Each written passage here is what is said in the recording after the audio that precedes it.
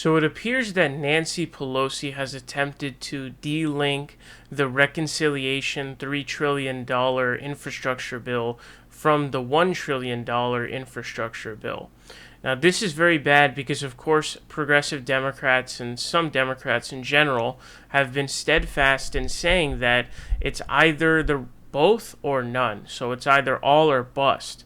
And they are supposed to be linked together, but Pelosi is attempting to delink it.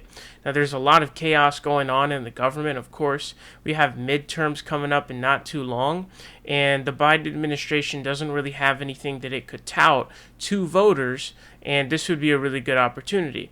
So now it depends on who the pressure really comes on, whether it's Pelosi. I think it's really on Biden, because obviously Joe Manchin and Kyrsten Sinema are the ones who are holding it up, so he has to flex his power on them to force them into supporting it. Now, Bernie Sanders, now he is the Senate Budget Committee chairman, he is urging House progressives to refuse to vote yes if it is brought up in just 2 days. So it says, Bernie Sanders to House progressives, hold strong or the Senate will tank Biden's agenda. Dozens of Progressive Caucus members remain steadfastly opposed to a bipartisan infrastructure bill unless paired with the more expensive reconciliation package.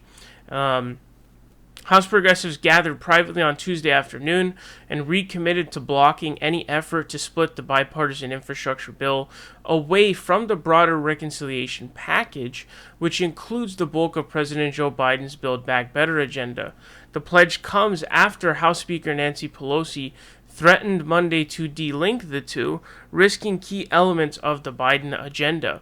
According to a public whip count, 24 House progressives have stated their commitment to vote against the infrastructure bill unless it is passed with the reconciliation bill.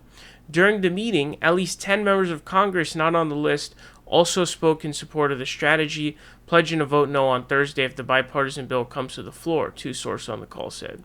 So I did see that AOC was also going to be voting no on this. So they have plenty of votes to shut this down. And Bernie Sanders is essentially urging them to flex their might and say, we're not going to pass it if you're not going to bring a reconciliation bill. Now, I think the details of the $1 trillion infrastructure bill are really shit. I think it ends up giving a lot of power of infrastructure to private business, so it's complete garbage. So definitely vote no on that shit if you can't get the $3.3 trillion reconciliation infrastructure package, because it's simply not worth it. It's garbage.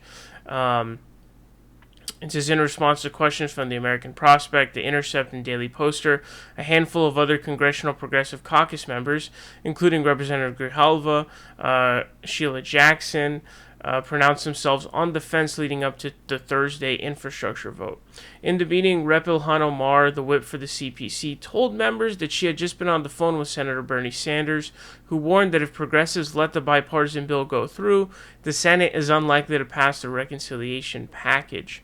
Two Democrats serving in swing districts made the same argument on the call, suggesting that anybody who believed the Senate would pass the reconciliation bill without its hand being forced was fooling themselves and would wind up with no concrete achievements to run on for re-election.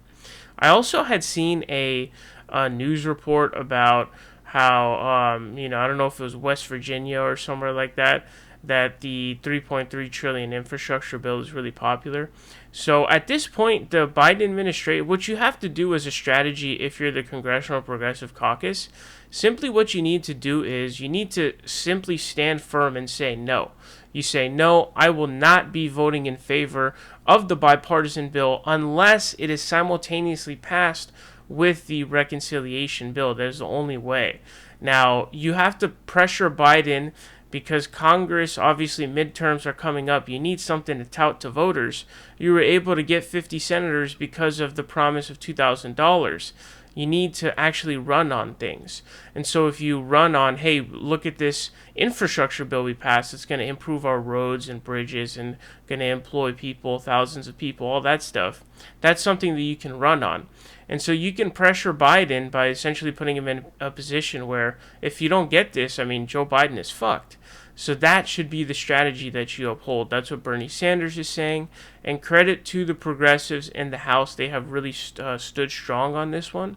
And hopefully we will be able to get the reconciliation bill through. But if you pass the bipartisan bill before the reconciliation one, the Senate is obviously not going to pass it.